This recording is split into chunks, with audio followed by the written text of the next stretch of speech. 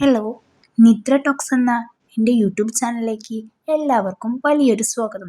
കാറ്റത്തെ കിളിക്കൂടിൻ്റെ പുതിയ വിശേഷം കണ്ടാലോ? ഈ വീട്ടിൽ നിന്ന് എങ്ങനെയെങ്കിലും ഒന്ന് രക്ഷപ്പെട്ടാൽ മതിയായിരുന്നു എന്ന് വിചാരിച്ച നിധി തന്നെ ഈ വീടിൻ്റെ രക്ഷകയായി മാറുകയാണല്ലേ.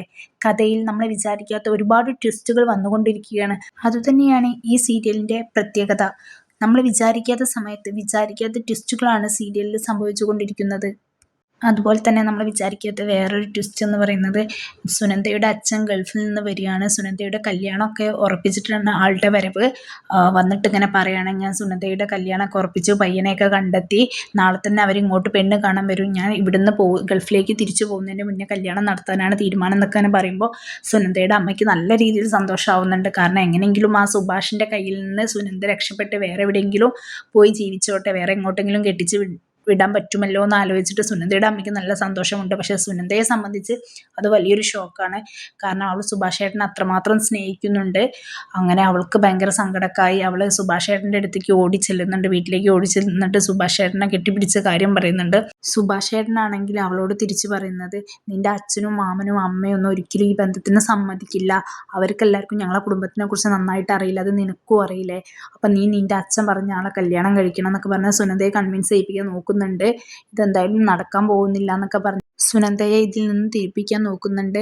ഇവിടെ ഇതിൻ്റെ പേരിൽ വലിയൊരു ഒച്ചയും ബഹളവും ഒക്കെ ഉണ്ടാകും, അത് ഉറപ്പാന്നൊക്കെയാണ് നമ്മളെ സുഭാഷ് ഏട്ടൻ പറയുന്നത്. ഇതെല്ലാം കണ്ടുകൊണ്ടാണ് സുഭാഷ് ഏട്ടനും നമ്മളെ സുനന്ദയും കെട്ടിപ്പിടിച്ച് കരയുന്നത് കണ്ടിട്ടാണ് അവിടേക്ക് നമ്മളെ സുനന്ദയുടെ അച്ഛനും അമ്മയും കടന്നു വരുന്നത്. എന്നിട്ട് സുനന്ദയുടെ അച്ഛൻ വന്നിട്ട് നമ്മളെ സുഭാഷ് ഏട്ടനെ തല്ലിയിട്ട് പറയുന്നുണ്ട്, വീട്ടിലാളില്ലാത്ത സമയത്ത് എൻ്റെ മോളെ വിളിച്ചു വരുത്തി കയറി പിടിക്കുന്നോടാന്നൊക്കെ പറഞ്ഞിട്ടാണ് സുനന്ദയുടെ അച്ഛൻ തല്ലുന്നത്.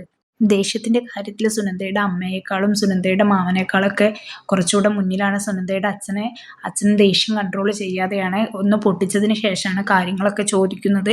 ഇതൊക്കെ കണ്ടു നിന്ന് നമ്മളെ നിധിക്ക് സഹിക്കാൻ വയ്യാത്ത നിധി പോയിട്ട് സുനന്ദയുടെ അച്ഛനോട് പറയേണ്ടത്, നിങ്ങളുടെ മകളാണ് ഇങ്ങോട്ട് കയറി വന്നത്, ഞങ്ങളെ സുഭാഷ് ഏട്ടനെ വിളിച്ചതല്ല, അത് സുഭാഷ് ഏട്ടൻ ഒരു തെറ്റും ചെയ്തിട്ടില്ല എന്നൊക്കെ നമ്മളെ നിധി പോയിട്ട് പറയുന്നുണ്ട്. അങ്ങനെ അവർ സുനന്ദയെ അവിടുന്ന് പിടിച്ചു കൊണ്ടുപോകുന്നുണ്ട്. നിധി പിന്നീട് ഈ കാര്യം നമ്മളെ സുധീഷിനോടും ഹരീഷിനോടൊക്കെ പറയുന്നുണ്ട്. അങ്ങനെ അവരെല്ലാവരും പോയിട്ട് നമ്മളെ സുനന്ദയുടെ അച്ഛനെ പോയിട്ട് തല്ലുന്നുണ്ട്.